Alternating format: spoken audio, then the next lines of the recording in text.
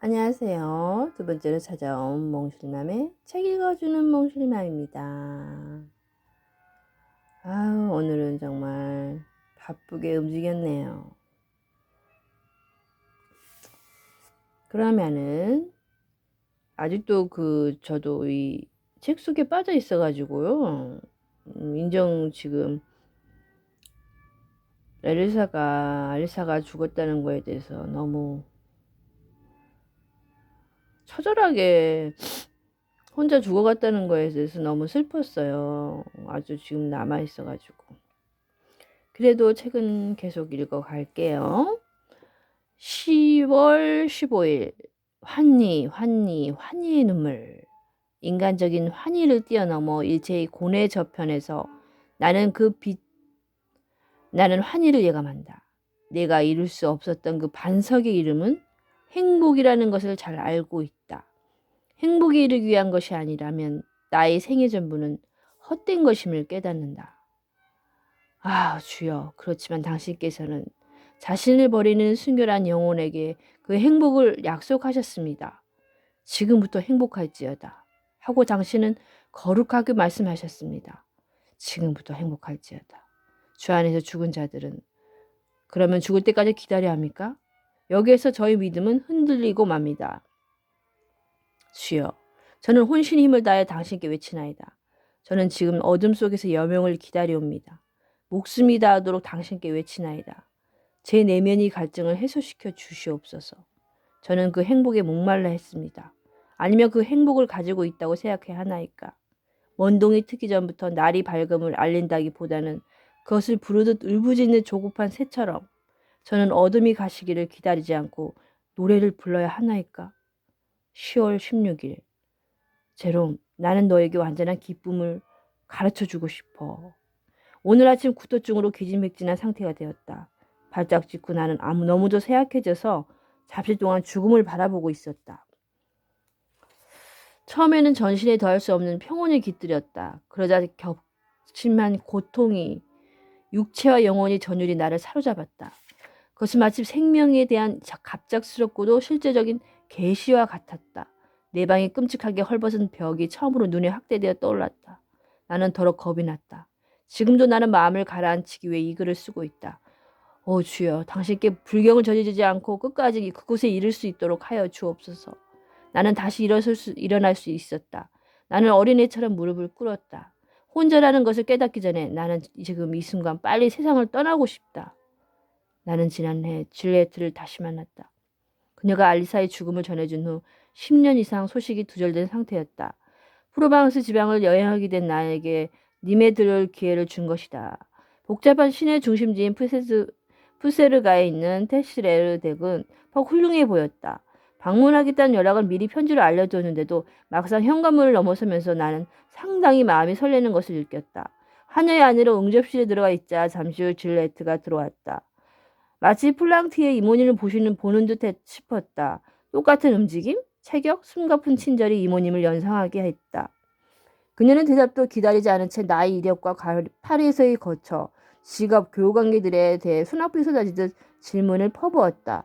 남프랑스에서는 무슨 일로 왔는지, 에드와르가 반가워할 텐데 왜 에그비브까지 가지 않으려는지 등등. 그리고 그녀는 친척들이 소식을 들려주었고 자기 남편과 아이들이 동생 로베르 이야기, 지난번 가을 출수와 불경기 등에 관한 이야기를 했다.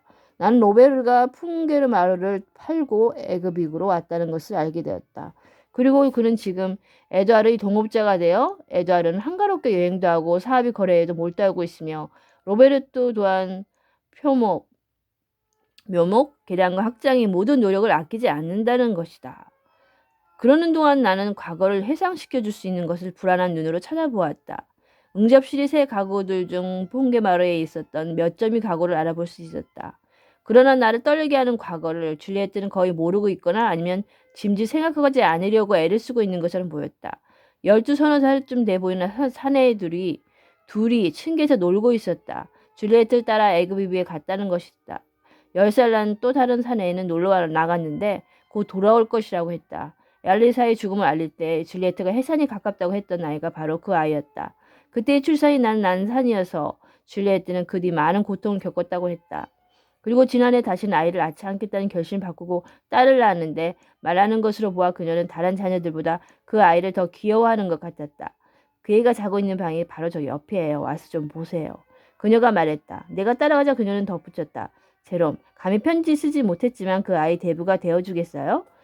구현 내가 좋다면 기꺼이 승낙하지. 나는 약간 놀라서 요람으로 몸을 기울이며 말했다. 내 대녀의 이름 무엇이지? 알리사. 줄리에트가 낮은 목소리로 대답했다.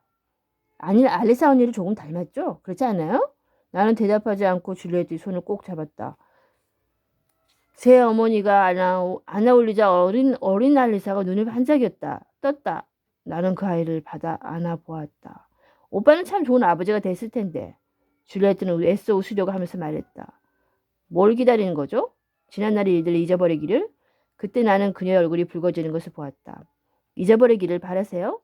결코 잊고 싶지 않아. 이쪽으로 오세요. 벌써 어두워진 옆이 작은 방으로 들어가면서 그녀가 불쑥 말했다. 그 방의 한쪽 문은 침실 쪽으로 나 있었고 다른 쪽 한쪽 문은 응접실로 통하는 문인 것이었다. 잠시라도 시간이 있으면 나는 여기로 도망쳐와요. 이 집에서 제일 조용한 방이죠. 여기 있으면 생활에서 벗어난 듯한 느낌이 들어요. 이 작은 음력실이 창문은 다른 방들이 창문이 소음이 들리는 시내 쪽으로 나 있는 데 반해 나무들이 있는 안들 쪽으로 나 있었다. 앉으세요. 그녀는 안락 의자에 앉으면서 내게 자리를 권했다. 내가 똑바로 이해하는 것이라면 오빠는 언니 추억 속에 충실히 남아있겠다는 거겠죠? 나는 잠시 동안 대답하지 않았다. 어쩌면 그보다도 알리사가 나에 대해 지녔던 생각에 충실하자는 거겠지. 아니 내가 무슨 칭찬받을 일이나 한 것처럼 생각하지는 마. 달리 어떻게 할 수 없었다고 생각해. 내가 다른 여자와 결혼한다 할지라도 나는 사랑하는 척할 수밖에 별다른 방법이 없을 거야. 그녀는 신이 말하더니 나로부터 얼굴 돌려 잃어버린 물건을 찾기라도 하듯 바닥으로 깊숙이 머리를 떨구었다. 그렇지만 희망도 없는 사람은 그렇게 오랫동안 가슴속에 간직할 수 있다고 생각하는 건가요? 그래 줄리에트. 그리고 하루하루의 삶이 그 일을 지나가도 그 사랑이 지어지지 않으리라고 생각하세요? 땅거미가 잼밑 민물처럼 몰려와 방 안의 물건들을 어둠 속에 잠기게 하자. 그러한 물건들은 어둠 속에서 되살아나 자신들의 과거를 나직한 목소리로 중얼거리듯 했다. 줄리에트가 알리사의 모든 과거를 모아놓은 거기에서 나는 알리사의 방을 다시 보는 듯 싶었다. 그녀가 다시 내게로 얼굴을 돌렸으나 나는 그녀의 얼굴 윤곽조차 구분할 수 없게 되어 그녀의 두 눈이 감겼는지 떠졌는지 알 수 없었다. 그녀는 너무나 아름다워 보였다. 그리고 두 사람 모두 한참 동안 말없이 앉아 있었다. 자, 이제 그만 잠에서 깨야지요. 마침내 그녀가 말했다. 나는 그녀가 일하는 것을 보았다. 그리고 한 걸음 앞으로 내딛다가 힘없이 곁에 있는 의자에 푹 쓰러지는 것도 보았다. 그녀는 두 손으로 얼굴을 감쌌다. 나에게는 그녀가 울고 있는 것처럼 보였다. 그때 하녀가 등불을 켜들고 들어왔다. 전원교향곡 짱슬랑 베르제에게. 전원교향곡. 너희가 만일 눈이 멀었더라면 아무런 죄도 없으련만 전에 법을 깨닫지 못할 때는 내가 살았더니 계명의 이름에 죄는 살아나고 나는 죽었노라. 첫 번째 노트 1890X년 2월 10일. 오늘까지 벌써 사흘째 눈이 내리 퍼부는 바람에 이웃마을과 연결된 길이 모두 막히고 말았다. 그 때문에 나는 15년 전부터 매달 2번씩 예배를 주관해온 알마을에도 가지 못했다. 오늘 아침에는 겨우 30명 정도의 신도가 라 브레베니느 교회에 모였을 뿐이었다. 어쩔 수 없는 이 감금으로 인한 여가를 이용해 나는 과거의 기억을 되새겨 내가 어떤 이유로 제르트리드를 돌봐주게 되었는지 기록해 두려고 한다. 나는 여기에 그 경건한 어린 영혼의 교육과 성장 발전에 관한 모든 것을 내 나름대로 자세히 쓸 생각이다. 내가 그 경건한 영혼을 암흑에서 구해낸 것은 오직 하느님에 대한 참미와 사랑이 때문이었다. 내게 그 일을 맡겨주신 주여 참이 받으소서. 지금으로부터 2년 반 전의 일이다. 내가 라쇼드 뽕쉬에 있는 펑쉬에서 볼일 끝내고 돌아와 말에서 내렸을 때 한 번도 본 적이 없는 소녀가 급히 나를 찾아왔다. 여기서 약 7km 떨어진 곳에 있는 죽어가는 불쌍한 노파의 임종을 지켜봐 달라는 것이었다. 말은 아직 마차에 매여 있었다. 해지기 전에 돌아오지 못할 것 같았으므로 나는 등불을 준비하고 마차에 그 소녀를 올려 앉혔다. 그때까지 나는 이미 마을이 아주 작은 골목까지도 샅샅이 잘 알고 있다고 자부하고 있었다. 하지만 소들의 농장을 지나자 소녀는 내가 한 번도 가본 적이 없는 전혀 낯선 길로 나를 안내하는 것이었다. 그러나 거기서 한 왼쪽 방향으로 2km쯤 되는 곳에 있는 내가 젊었을 때 몇 번인가 스케이트를 타러 갔던 신비스러운 작은 호숫가에 눈에 익었다. 그쪽으로 목사가 된 이후에 간 적이 전혀 없었으므로 그 호수를 본 것은 벌써 15년 전 일이었다. 그래서 이제는 그 호수가 어디쯤 있었는지조차 까마득할 정도로 다 잊고 있었다. 불그스름하고 황금빛이 도는 아름다운 석양의 풍경 속에서 갑자기 호수가 눈앞에 나타났을 때 나는 그 황홀함에 꿈을 꾸는 줄 알았다. 길은 호수에서 비롯된 물줄기를 따라 숲을 가장자리를 돌아 다시 어느 토단갱을 따라 계속 뻗쳐 있었다. 그 길은 틀림없이 내가 가본 적이 없는 길이었다. 어느덧 해는 서산으로 넘어가고 우리가 탄 마차는 한참 동안 땅거미진 길을 달렸다. 마침내 나의 어린 아내자는 언덕 중턱에 오르자 곧 쓰러질 것 같은 오르막 집을 향해 손가락질했다. 그 오두막집 굴뚝에서 새어나와 어둠 속에서 파랗게 피어오르다가 석양에 물든 하늘로 사라지는 한 줄기 연기가 없었으면 아마 빈집인 줄 알았을 것이다. 나는 집 옆이 사과나무에 말을 대고 소녀를 따라 노파가 임종이 숨을 몰아쉬고 있을 방으로 급히 들어갔다. 그러나 이미 노파는 죽어 있었다. 주위 묵직한 풍경과 고요하기만 한 방 안의 분위기는 나로 하여금 어떤 전율을 느끼게 했다. 침대 옆에 한 젊은 여자가 무릎을 꿇고 앉아 있었다. 노파의 소녀인 줄 알았으나 실은 심부름꾼이었던 나를 이곳으로 데리고 온 소녀는 그 울음이 나를 초에다 불을 붙이고 침대 아래 조용히 끌어안았다. 먼 길을 함께 오는 동안 소녀에게 말을 걸어보려고 했었으나 그녀는 묻는 말에 겨우 서너 마디 대답했을 뿐이었다. 내가 들어가자 침대 옆에 앉아있던 여자가 일어났다. 나는 그녀가 죽은 노파의 친척일 거라고 짐작했는데 그것이 아니라 그저 이웃에 사는 여자였다. 자기 주인이 죽어가는 것을 본 소녀에게 불러와서 시체를 지키게 된 것이었다. 그 여자의 말에 의하면 노파는 별로 고통을 겪지 않고 편안히 숨을 거두었다고 한다. 우리는 죽은 노파의 장례식에 관해서 상의했다. 종종 그런 일이 있었지만 한적한 이 지방에서는 모든 절차를 목사인 내가 결정해야만 했다. 그리고 비록 간소한 장례식이긴 하겠지만 그것을 이웃 여자와 심으름하는 소녀에게만 맡긴다는 것이 왠지 내키지 않았다. 그렇다고 다 쓰러져가는 오두막집에 무슨 보물이 감춰져 있을 것 같지도 않았다. 그래서 나는 어떻게 하면 좋을지 고민하다가 노파에게 친척이 있느냐고 젊은 여자가 소녀에게 물어보았다. 대답 대신 이웃 여자는 촛대를 들어 벽난로 한 구석을 비췄다. 나는 벽난로 옆에 짐승처럼 쭈그리고 앉아있는 것이 사람이라는 것을 그대야 알아볼 수 있었다. 이 안 못 보는 계집애가 있죠. 심부름하는 아이 말에 따르면 노파의 조카딸이라는데 친척이라고는 그 애밖에 없는 것 같았다. 그 애는 고아원을 보내는 것이 좋겠어요. 달리 갈 만한 곳도 없을 테니까요. 나는 면전에서 아이의 운명을 그런 식으로 결정져 버리는 것을 듣고 그 무자비한 말이 아이에게 상처 주지는 않을까 하여 좀 불쾌한 생각이 들었다. 아이가 깨겠어요. 나는 목소리를 좀 낮추라는 뜻으로 이웃 여자에게 가만히 말했다. 괜찮아요. 안 잘 거예요. 그 애는 바보랍니다. 말을 못할 뿐만 아니라 다른 사람이 말도 알아듣지 못해요. 내가 오늘부터 아침부터 내내 이 방에 있었는데 그동안 그 애는 저 자리에서 꼼짝도 안 했답니다.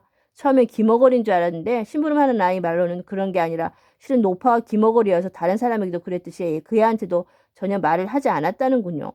그 애는 오래전부터 뭔가를 맞거나 마실 때만 가끔씩 입을 열었대요. 나이는 얼마나 되었다고 합니까? 글쎄요, 한 10대사쯤 되었겠죠? 나도 잘은 모릅니다. 그 불행한 소녀를 돌봐줘야겠다는 마음이 처음부터 생긴 것은 아니었다. 죽은 노파를 위한 기도가 끝났을 때, 더 정확하게 말하면 침대 머리맡에 무릎을 꿇고 있는 이웃 여자와의 심부름하는 소녀 가운데 끼어앉아 기도를 드리고 있는 동안에 갑자기 하나님께서 내 앞에 어떤 의무감을 갖다 놓은 것 같은 생각이 들었다. 그리고 내가 비겁한 사람이 아니라면 그것을 피해서는 안 될 것 같았다.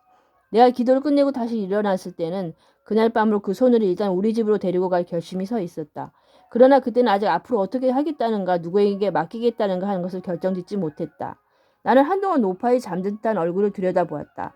그 주름지고 움푹팩 입가에는 굳게 닫혀 있어 행여 한 푼이라도 빠져나갈까봐 끈으로 꽉 졸라맨 구두쇠의 돈주머니 같았다. 잠시 후 나는 눈먼 소녀를 돌아보며 이 여자에게 내 생각을 조심스럽게 털어놓았다.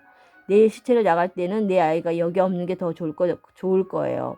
그녀는 내 말이 끝나자 잠시 나를 의아스럽다는 듯 바라보더니 무뚝뚝하게 말했다. 이 말 한마디로 모든 것이 결정되어 버린 셈이었다. 사람들이 때때로 쓸데없는 발로만 즐겨 내세우지 않는다면 실로 많은 일들이 이렇게 쉽게 처리될 것이다. 어렸을 때부터 우리가 하고자 했던 많은 일들을 단순히 주위 사람들이 저에게 설마 그런 일을 할 수 있을까 하는 말에 기가 꺾여 못한 적이 얼마나 많았던가. 눈먼 소녀는 아무 의지도 갖고 있지 않은 것처럼 끌려 나왔다. 그녀의 얼굴 모습은 정상적이고 꽤 아름답기까지 했지만 전혀 아무런 표정도 없었다.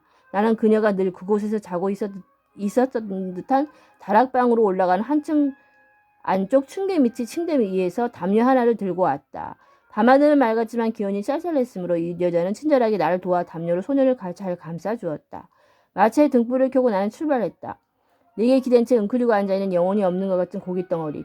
미미한 체온이 전해오는 것에 의해서만 겨우 그 생명을 느낄 수 있는 이 아이를 데리고 집으로 돌아오면서 나는 줄곧 생각했다. 이 아이는 지금 자고 있는 것일까? 이런 경우 깨어있다는 것과 잔다는 것의 차이는 어떤 것일까? 주여, 혼탁한 육체의 주인인 이 희미한 영혼은 그 속에 갇힌 채 당신이 은총의 빛이 와 닿기를 기다리고 있는지도 모릅니다. 주여, 굽어 살피시어 저희 사랑으로 이 불쌍한 영혼을 감싸고 있는 저주스러운 어둠을 물리칠 수 있도록 도와주십시오. 나는 진실을 존중하는 사람이므로 집에 돌아와서 그 겪은 불쾌한 광경을 그냥 지나쳐 버릴 수가 없었다. 내 아내는 미덕 그 자체라 해도 좋을 여자여서 우리가 때때로 겪게 되는 어려운 경우에 있어서 나는 일찍이 한 번도 그녀의 아름다운 마음을 의심한 적이 없었다. 그러나 그녀의 타고난 자애로움도 갑작스러운 일을 당하는 건 좋아하지 않았다. 그녀는 실이나 자로 재인 듯한 꼼꼼한 생활을 하는 사람이어서 의무의상의 행동 물론이거니와 의무의하의 행동도 좋아하지 않았다. 그녀에게 있어서는 자선에 의한 사랑까지도 마치 달아 없어지는 보물이나 되는 것처럼 통제되어 있었다. 그녀의 이런 생각은 그날 밤 내가 그 소녀를 데리고 돌아왔을 때 다음과 같은 외침으로 나타났다. 또 무슨 짐을 떠맡아 가지고 오셨어요?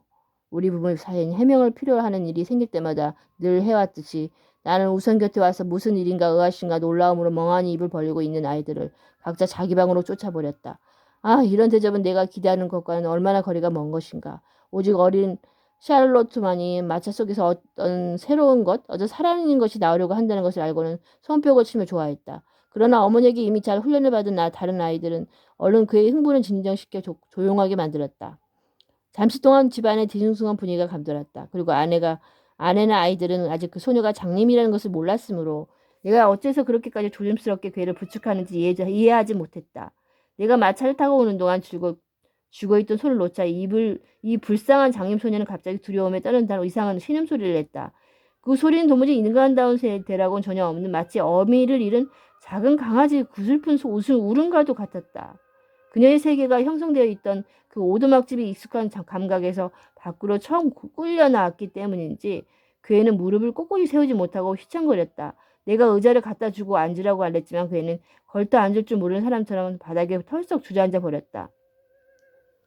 그래서 나는 그 애를 난로가에 데리고 갔다. 그 애는 내가 노파의 집에서 소녀를 처음 보았을 때의 자세로 벽난로 곁에 기대어 웅크리고 앉더니 비로소 약간 마음이 안정된 듯한 표정을 지었다. 돌아오는 마차 속에서도 그 애는 좌석 밑으로 미끄러져 내려가 줄곧 내 발 아래에 웅크리고 있었다. 그래도 아내는 나를 도와주긴 했다. 그녀의 자연스러운 동작은 항상 지극하고 훌륭했다. 그러나 이성이 끊임없이 되살아나서 종종 그녀의 본심을 억눌러 버리는 것이었다. 당신은 대체 이런 걸 어떻게 할 작정이죠? 그 소녀가 겨우 마음을 진정시켰을 때 아내가 다시 이렇게 말했다. 나는 이 불쌍한 소녀를 사람 취급하지 않은 그 말을 듣고 몸이 부들부들 떨렸다. 나는 치미는 분노를 억제하기 힘들었다. 그러나 오랫동안 고요히 명상을 해온 습관 덕택에 겨우 참을 수가 있었다.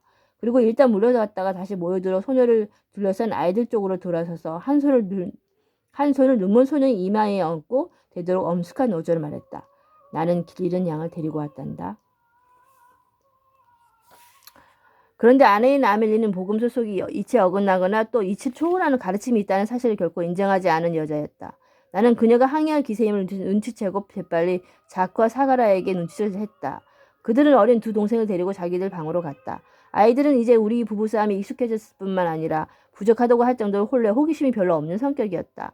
그런 다음 아내가 아직도 낯선 침입자로 인해 다소 화가 나 있는 것을 같았으므로 나는 덧붙여 말했다. 이 아이 앞에서는 무슨 말을 해도 상관없어. 불쌍하게도 이 아이는 아무것도 알아듣지 못하니까. 그러자 아멜리는 물론 자기로서는 아무 말 할 말이 없다면서 항의하기 시작했다. 이것은 그녀가 항상 싸움을 시작할 때 하는 정해진 전주곡인 것이다. 그리고 그녀는 내가 늘 생각해내는 엉뚱한 일, 그것이 아무리 비현실적이고 상식과 관습이 어긋난 일일지라도 자기가 복종해야 하느냐고 항의했다. 앞에서도 썼지만 나는 아직 그 눈먼 소녀를 어떻게 할 것인지에 대해서는 아무 결정도 하지 않고 있었다. 그 애를 우리 집에서 설계할 것인가 아니 하는 것도 깊이 생각하지 않았고 생각했다고 하더라도 그것은 아주 막연한 생각에 불과했다. 아멜리가 아직 이 집에 식구가 모자란다고 생각하느냐고 빛과 물었을 때야 비로소 그런 생각이 들었다고 해도 좋을 것이다. 아내는 언제나 가족에 대한 것은 전혀 생각하지 않고 무슨 일이나 제멋대로 한다고 했다. 그리고 자기로서는 5명의 아이로 이미 충분하다고 생각하며 특히 클로드가 태어난 뒤로 바로 그때 제 이름을 듣거나 한 것처럼 클로드가 요람 속에서 큰 소리로 울기 시작했다. 손이 모자라 더 이상 어쩔 수가 없다고 말했다. 이렇게 비난하는 아내의 처음 몇 마디를 들었을 때 그리스도의 어떤 말씀이 내 마음속으로부터 입술까지 올라왔다. 그러나 어떤 경우든 자신의 행동을 성서의 권유로 변명한다는 것은 온당치 못하다는 생각이 들었으므로 꾹 참았다. 그리고 아내가 자기의 고충을 말했을 때는 더 이상 할 말이 없었다. 왜냐하면 나는 이미 그때까지 스스로의 무분별하고 지나친 열정으로 인한 행동으로 아내에게 여러 번 무거운 짐을 짊어지게 한 적이 있다는 것을 인정하고 있었기 때문이다. 그러나 아내의 항변은 도리어 불쌍한 소녀에 대한 내 의무감을 일깨워 주었다. 그래서 나는 아내가 만일 내 경우에 처했더라도 이렇게 하지 않을 수 없었을 것이며 실상 이 세상에 의지할 때라고는 전혀 없는 아이를 그대로 이 궁지에 버려둘 수 있었겠는가 생각해 보라고 조용히 탈렸다. 그리고 나는 이 불구의 소녀를 돌보기 위해 지금까지 고생의 아내의 수고가 더해지는 것을 모르는 바도 아니며 또한 내가 아내를 많이 도와줄 수 없는 것을 미안하게 생각한다고 덧붙여 말했다. 어쨌든 나는 되도록 그녀를 달래며 아무 죄도 없는 불쌍한 아이를 탓하지 말라고 간청했다. 그리고 살아도 이제는 어머니를 도울 수 있는 나이가 되었으며 자크도 어머니가 돌봐주지 않아도 될 만큼 잘했다는 것을 그녀에게 말했다. 아내에게 천천히 생각할 여유를 갖도록 일을 진행시키고 또 내가 그런 식으로 아내의 의지에 충격을 주지 않았더라면 틀림없이 그녀도 자진해서 그 일을 떠맡았을지도 모르지만 결국 하나님은 내가 믿고 있는 것을 그녀에게 알리는 데 필요한 말을 내 입에 담아주셨던 것이다. 나는 그때 대체 승부는 내 쪽이 유리하게 끝난 것으로 단정했다. 아멜리가 호의적인 모습으로 제르트 리드 곁으로 다가갔기 때문이었다. 그런데 좀 살펴보려고 램프를 그 소녀 쪽으로 가까이 가져간 순간 무엇이라고 형언할 수 없을 정도로 그 지저분한 그의 모습에 마침내 아내의 화가 폭발하고 말았다. 아내가 소리쳤다.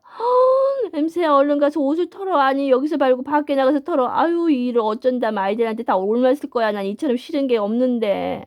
과연 그 불쌍한 소녀의 몸에는 이가 우글대고 있었다. 마차 속에서 그렇게 오랫동안 내 몸에 기대고 있었던 걸 생각하니 나도 역겨운 생각이 들었다. 잠시 몸을 대도록 말끔히 털고 다시 돌아왔을 때 아내는 소파에 쓰러져 두 손으로 얼굴을 감싼 채 흐느껴 울고 있었다. 나도 뭐 당신에게 이런 시련까지 겪게 할 생각은 없었어. 나는 아무 미안한 마음으로 부드럽게 말했다. 아무튼 오늘 밤은 이미 너무 늦었고 잘 보이지도 않으니 나는 이 옆에서 불이나 지키며 밤을 새우겠소. 내일 날이 밝으면 이 아이 머리를 깎아주고 목욕도 시킵시다. 당신이 싫은 생각이 들지 않고 이 아이를 쳐다볼 수 있게 될 때까지 돌봐주지 않아도 괜찮소. 그리고 이 이야기를 아이들에게 하지 말라고 부탁했다. 저녁 식사 시간이 되었다. 늙은 한여 로자리가 우리 식사 시중을 들면서 무서운 눈초리로 소녀를 흘겨보았지만 소녀는 내가 내밀어준 스프 접시를 받아들고 며칠 굶은 것처럼 허겁지겁 마셨댔다. 식사를 하는 동안 아무도 말을 하지 않았다. 나는 이번 일을 아이들에게 이야기하여 철저한 가난이 얼마나 비참한가를 이해시키고 그것을 느끼게 하고 싶었다.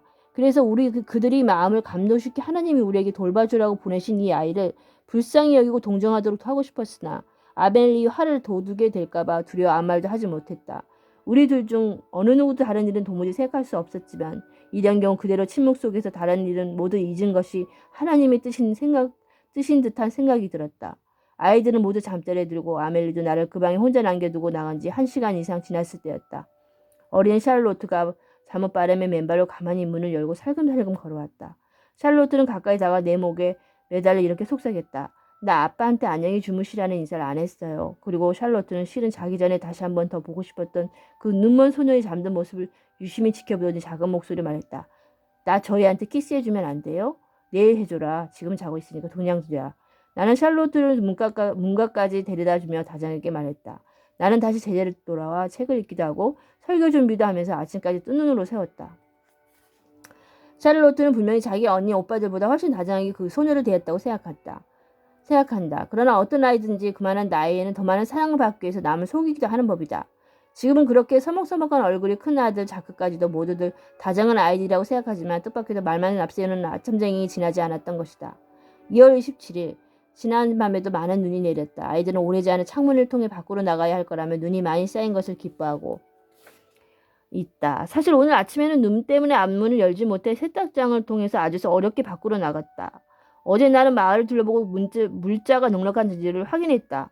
이제 얼마 동안 이웃 마을들과 교통 두절을 각오해야 하기 때문이다. 눈 때문에 갇혀 살게 된 것이 이번 겨울에 처음에 있는 일이 아니지만 이렇게까지 온통 꽉 막혔던 적은 없었던 것 같다. 이 기회를 이용하여 얼마 전에 시작한 그 소녀 이야기를 계속할 작정이다. 불구 소녀를 집으로 데리고 왔을 때 나는 그 애가 정작 우리 집에서 어떤 대우를 받게 될 것인지에 대해서는 생각해 보지 않았다는 것을 앞에서도 썼다. 물론 나는 아내가 봐서 반발하리라는 것은 짐작하고 있었다. 또 집이 크기로 보나 살림 형편으로 보나 그리 넉넉한 편이 못 되었기 때문에 그 소녀에게 아주 조금밖에 나눠줄 수 없다는 것도 알고 있었다. 나는 항상 그랬듯이 내 충동으로 인해 쓰게 될지도 모르는 비용은 생각도 하지 않고 그런 타산적인 방법은 언제나 복음서의 가르침에 어긋나는 것으로 생각했다. 내 천성과 주관에 따라 행동했다. 그러나 하나님께 맡게 하거나 남에게 책임을 지우게 되면 사정은 달라진다. 얼마 안 있어 나는 아벨레에게 너무 무거운 짐을 안겨주었다는 것을 깨달았는데 그것이 얼마나 무거운 것인지 처음에 나는 나 자신도 어처구니가 없을 정도였다. 나는 아내가 그 아이 머리를 깎아주는 것을 최선을 다해 도와주었다. 아내가 하기 싫은 일을 억지로 하고 있다고 생각했기 때문이다. 그러나 그 애가 벌가벗겨 깨끗이 씻어주는 것은 아무래도 아내에게 맡길 수밖에 없었다. 가장 힘들고 가장 불쾌한 시중은 하고 싶어도 할 수 없다는 것을 나는 그때 분명히 깨달았다. 와, 목사님이 되셨군요. 정말. 이렇게 그래도 아내를 잘 얻고 살아가고 있네요. 애들도 낳고. 그럼 세월이 다 기억하면서 사는 것 같아요. 나는 사실은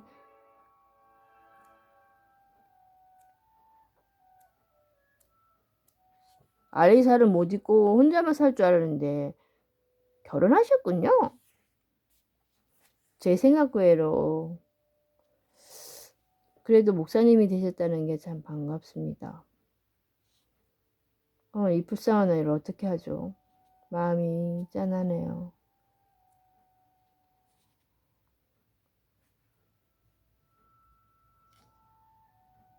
우리는 아직도 지금에도 우리 전 세계에서도 우리가 눈으로는 보진 못하잖아요. 그렇지만 하나님은 다 보고 계시기 때문에 하나님의 눈으로 볼 수 있다는 게 얼마나 감사한 일인지. 정말 목사님도 그 아이를 하나님이 보여주려고 그 아이가 잘 될 수 있도록 참 그 아이도 복 받은 아이인 것 같아요. 그렇게 안 했으면 그렇게 눈이 멀고 그렇게 살았을 거 아니에요. 죽었을지도 모르고. 참 하나님의 인도하시는 방법은 참 신기하고 신비롭고요. 그러신 것 같아요. 우리가 모르는 곳까지 다 갈 수 있게 하시고 지금은 뭐 코로나로 인해서 물론 그게 꼭 코로나가 인해서 뭐 그건 뭐 하겠지만은 앞으로는 코로나를 이길 수 있는 시약도 나왔기 때문에 점차 목사님들이 힘을 얻고 다시금 요즘에 교회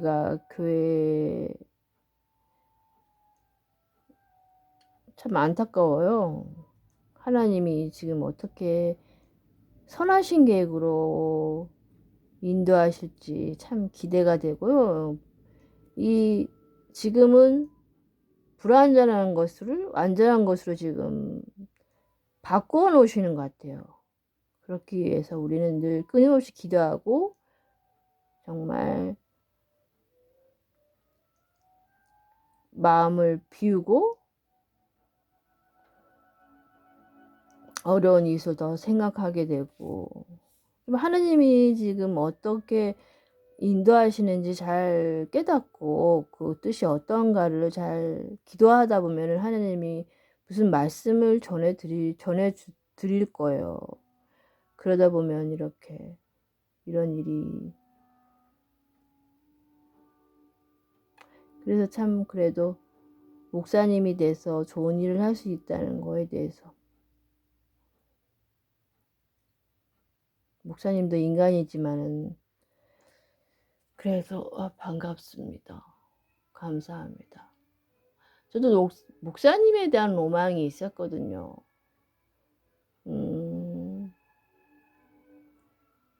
그런 로망들은 참 좋은 것 같아요.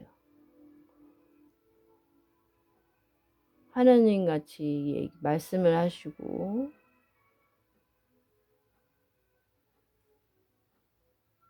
듣는 사람들은 어떻게 들릴지 모르지만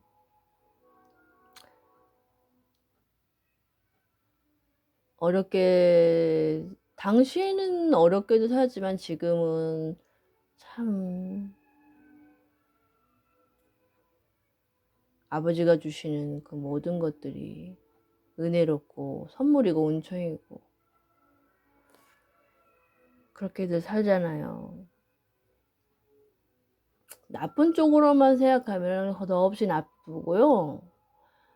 정말 좋은 사람들도 얼마나 많은지 몰라요. 그런 거를 생각해서 본받으려고 생각해야지. 그냥 아부 쪽으로 치우치다 보면은 괜히 무슨 악은 어떤 모양이든지 다 없애라고 하시잖아요. 악이 그 모양이 정말 사람 안에 들어오면요. 정말 걷잡을 수 없이 이렇게 악랄해져요. 좋은 사람도. 그러니까 그래서 우리는 기도문을 항상 외우는 게 악을 멀리하라고 하잖아요. 어떤 모양이든지. 그렇게 해서 오늘은 이 정도로 하고요. 오늘 집안 대청소를 했더니 몹시 피곤하군요. 그러면은 오늘 하루도 주님의 은혜에 따라서 많은 복들을 주님이 주시는 복을 그 말씀을 잘근잘근 씹어서 되새겨 보면서 좁은 문으로 갑시다.